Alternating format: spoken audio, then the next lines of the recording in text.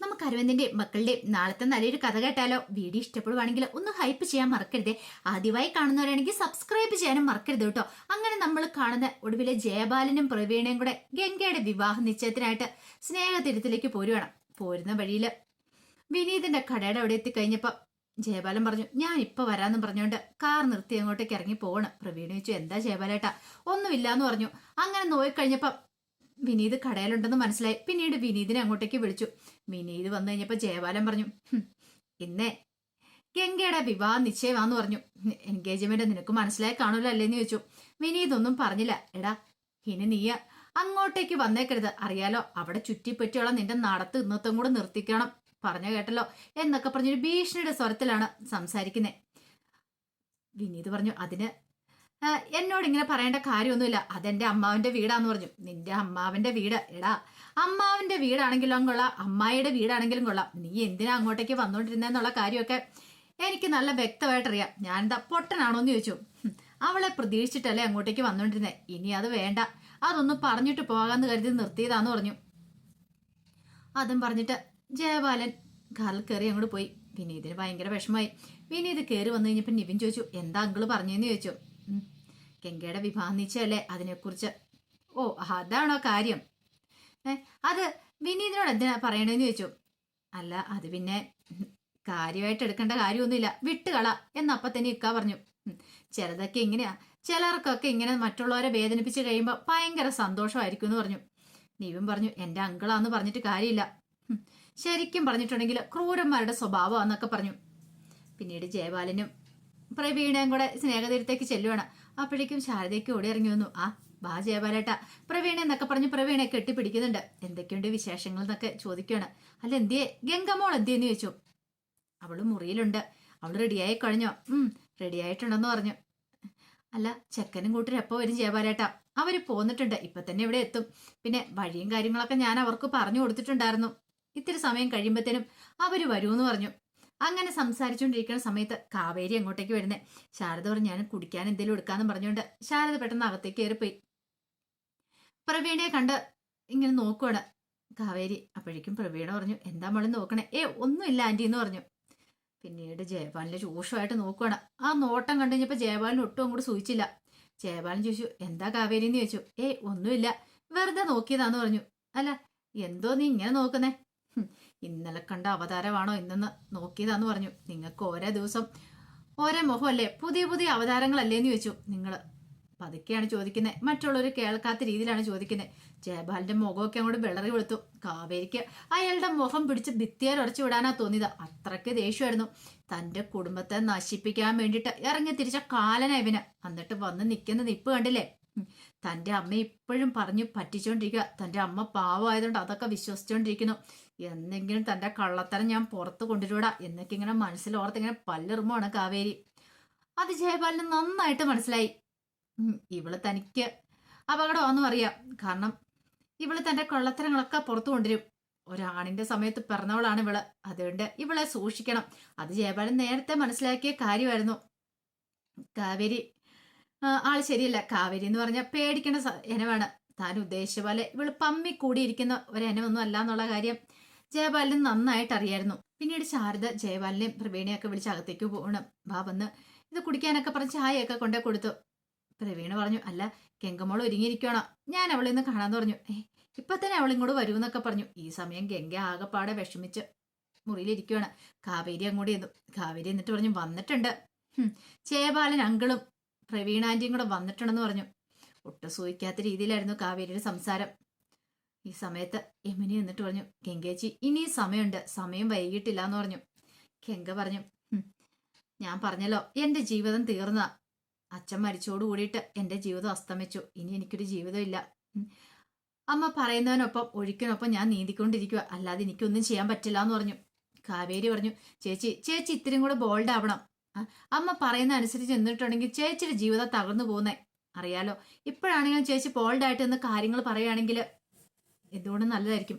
ആ വിനീതേട്ടൻ എത്ര പാവം ഒന്ന് ഓർത്തു നോക്കേ. വിനീതേട്ടനല്ലേ ചേച്ചിയെ രക്ഷിച്ചേ.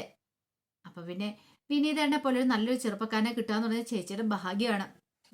ചേച്ചി വേറൊന്നും നോക്കണ്ട, ചേച്ചി സ്ട്രോങ് ആയിട്ട് കാര്യങ്ങൾ പറഞ്ഞാൽ മതി എന്ന് പറഞ്ഞു. പക്ഷെ ഗംഗയ്ക്ക് ഭയങ്കര ബുദ്ധിമുട്ടാ. അമ്മയെ വേദനിപ്പിക്കാനായിട്ട്. കാരണം അമ്മയെ വേദനിപ്പിച്ചിട്ടുണ്ടെങ്കിൽ അമ്മയ്ക്ക് ചിലപ്പോൾ താങ്ങാൻ പറ്റിയില്ലെന്ന് വരത്തില്ല, താങ്ങാൻ പറ്റിയെന്ന് വരില്ല. അതുകൊണ്ട് ഒരു കാരണവശാലും അമ്മയെ വേദനിപ്പിക്കില്ലെന്ന് തന്നെയാണ് ഗംഗയും കരുതുന്നത്. പിന്നീട് ഗംഗ പറഞ്ഞു, എനിക്ക് പേടിയുണ്ട് അമ്മയുടെ കാര്യം ഓർത്തിട്ട്.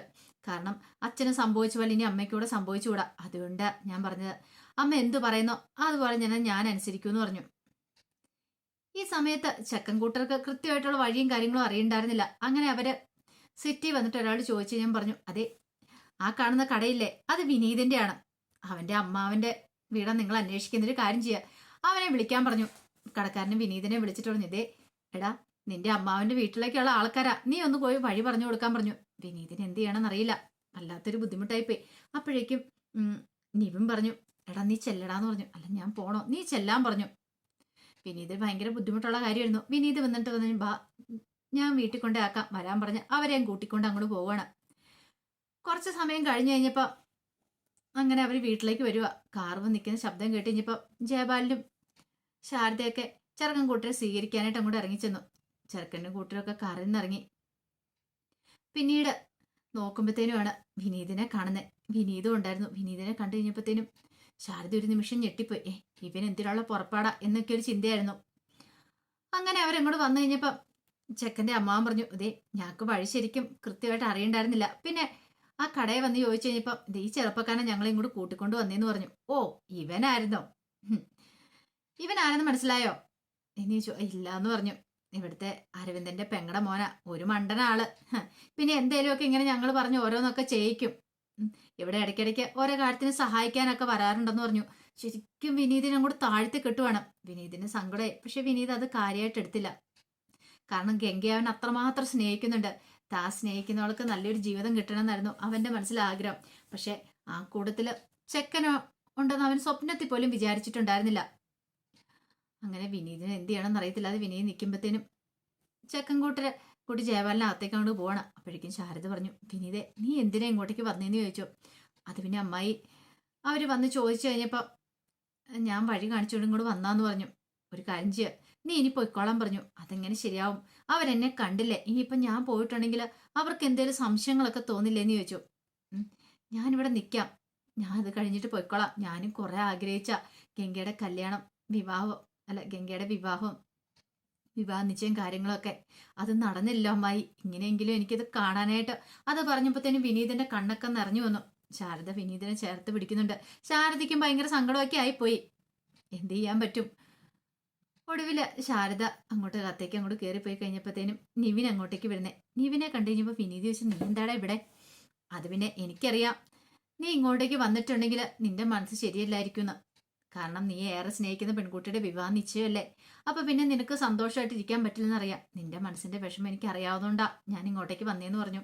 കാരണം നിവിൻ എന്ന് പറഞ്ഞിട്ടുണ്ടെങ്കിൽ യഥാർത്ഥ കൂട്ടുകാരനാണ്. വിനീതിന്റെ ഒരു വിഷമം വന്നിട്ടുണ്ടെങ്കിൽ ആശ്വസിപ്പിക്കാനായിട്ട് അവൻ ഓടിയെത്തും. പിന്നീട് വിനീതിനോട് ചോദിച്ചു, അല്ല ചെക്കനെ കണ്ടോ, നീ വന്നിട്ടെന്ന് ചോദിച്ചു. ഇല്ല, ചെക്കൻ ഈ കൂടെ ഇല്ലാന്ന് തോന്നേ. ചിലപ്പോൾ വരുന്നുണ്ടായിരിക്കുള്ളെന്ന് പറഞ്ഞു. ചിലപ്പോൾ അങ്ങനെയായിരിക്കും, സമയമായില്ലോ, സമയമാകുന്നതല്ലേ ഉള്ളെന്നൊക്കെ പറഞ്ഞു.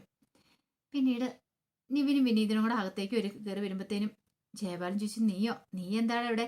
അത് പിന്നെ ഞാൻ വെറുതെ ഇങ്ങോട്ട് വന്നാന്ന് പറഞ്ഞു. അപ്പോഴേക്കും ജയബാലൻ പരിചയപ്പെടുത്തുവാണ്, ഇതാരെന്ന് മനസ്സിലായോ, എന്റെ പെങ്ങടെ മോന. ഓ ഇവനെ ഞാൻ കുഞ്ഞുനാളിലെ കണ്ടതാ, പക്ഷെ ഇത്ര പെട്ടെന്ന് ഇവന് ഇത്രയും വളർന്നുള്ള കാര്യങ്ങളൊന്നും എനിക്ക് അറിയുണ്ടായിരുന്നില്ല എന്നൊക്കെ പെണ്ണിന്റെ അമ്മ പറയാണ്. ജയബാലനൊന്ന് ചിരിച്ചു. ജയബാലന് ഒട്ടും ഇഷ്ടപ്പെട്ടില്ല നിവിൻ അങ്ങോട്ടേക്ക് വന്നത്. പിന്നീട് അവരങ്ങനെ മാറി നിൽക്കുകയാണ്. കുറച്ച് സമയം കഴിഞ്ഞ് കഴിഞ്ഞപ്പോഴത്തേന് നിവിൻ പറഞ്ഞു, ചെക്കനെതിരായിട്ട് വന്നിട്ടില്ലോ എന്ന് പറഞ്ഞു. വരുമായിരിക്കും എന്ന് പറഞ്ഞു. ആ സമയം ജയബാലൻ പറഞ്ഞു, ഇനിയിപ്പോ താമസിപ്പിക്കണ്ട, ചടങ്ങ് അങ്ങോട്ട് തുടങ്ങിയാലോ എന്ന് ചോദിച്ചു. തുടങ്ങാന്ന് പറഞ്ഞു. അങ്ങനെ കല്യാണത്തിന്റെ ഡേറ്റും കാര്യങ്ങളൊക്കെ ഫിക്സ് ചെയ്ത് കാര്യങ്ങളൊക്കെ വായിക്കണമല്ലോ. അപ്പൊ അതിന് വേണ്ടിയിട്ട് ചാർത്തും കാര്യങ്ങളൊക്കെ അതൊക്കെ വാങ്ങിക്കാനായിട്ട് ഒരുങ്ങുവാണ്. അങ്ങനെ അതൊക്കെ വായിക്കണ സമയത്തും നിവിൻ്റെയും അതുപോലെ തന്നെ വിനീതിൻ്റെയും കണ്ണ് ചെക്കൻ എവിടെയെന്നുള്ള രീതിയിലായിരുന്നു. പിന്നീട് പെണ്ണ് പറഞ്ഞു, അല്ല പിന്നീട് പെണ്ണല്ല, പിന്നീട് ചെക്കൻ്റെ അമ്മ പറഞ്ഞു, അല്ല പെണ്ണിനെയും കൂടെ വിളിക്കാനായിട്ട് പറഞ്ഞു. അങ്ങനെ പെണ്ണിനെയും കൂടെ വിളിക്കുവാണ്. എന്നിട്ടും ചെക്കൻ വന്നിട്ടില്ലോ, പെണ്ണിനെ മാത്രം എന്തിനാ വിളിക്കണമെന്നൊരു ചിന്തയായിരുന്നു വിനീതിന്റെ ഒക്കെ മനസ്സിൽ. അപ്പോഴേക്കും വിനീത് നിവിനോട് പറഞ്ഞു, ഇനിയിപ്പോ ചെക്കൻ വരത്തില്ലായിരിക്കുമോ? അത് ശരിയാണല്ലോ, അറിയത്തില്ലല്ലോ എന്ന് പറഞ്ഞു. ജയബാലൻ പറഞ്ഞു, ചെക്കൻ എന്താ അവിടെ ഇരിക്കുന്നേ, ഇങ്ങോട്ടേക്ക് മാറി ഇവിടെ വന്നിരിക്കുക, പെണ്ണിന്റെ അടുത്ത് വേണ്ട ചെക്കൻ ഇരിക്കാന് എന്ന് പറഞ്ഞു. ഗംഗ അങ്ങോട്ടേക്ക് വന്ന് ഇരിക്കാൻ തുടങ്ങുന്ന സമയത്താണ് അത് പറയണേ. അപ്പോഴേക്ക് സിനുവ് അവിടെ നിന്ന് എഴുന്നേറ്റു. പെണ്ണും ചെക്കനും ഇരിക്കാനായിട്ട് പ്രത്യേക ഇരിപ്പിടവും കാര്യങ്ങളൊക്കെ ഉണ്ടായിരുന്നു. അവിടേക്ക് വന്ന് ഇരിക്കുകയാണ്. ഒരു നിമിഷം വിനീതൻ ഇവനും ഒക്കെ ഞെട്ടിപ്പോയി. ചെക്കനെ കണ്ടു കഴിഞ്ഞപ്പോൾ ഒരു 10-45 വയസ്സ് കൂടുതൽ വരെ, 48-50 വയസ്സ് അടുത്തുണ്ട് ചെക്കന്. ഇയാളോ ചെക്കന് എന്നൊരു ചിന്തയോടുകൂടി രണ്ടുപേരും പരസ്പരം നോക്കുകയാണ്. ചിന്തിക്കാൻ പോലും പറ്റിയില്ല. ഗംഗയാണെങ്കിലോ അറക്കാൻ കൊണ്ടേ നിർത്തിക്കുന്ന പോത്തിന്റെ അവസ്ഥയില് ഗംഗ ഇങ്ങനെ നിൽക്കുന്നേ. എന്തിനും തയ്യാറായിട്ട് എന്ത് വെള്ളം ചെയ്തോ എന്നുള്ള രീതിയിലാണ് ഗംഗയുടെ നിലപ്പം. ആ മുഖം കണ്ടു കഴിഞ്ഞപ്പോഴത്തേനും വിനീതിന്റെ സകല നിയന്ത്രണം വിട്ടുപോയി. അത്രയ്ക്ക് സങ്കടമായിപ്പോയി. വിനീത് ഓർത്തോണ്ടിരുന്നേ നല്ലൊരു ചെക്കനെ ആയിരിക്കും, തന്നെക്കാളും നല്ലൊരു ചെറുപ്പക്കാരനെ ആയിരിക്കും ഗംഗയ്ക്ക് വരനായി കിട്ടുന്നതെന്ന് ഓർത്തിരുന്ന.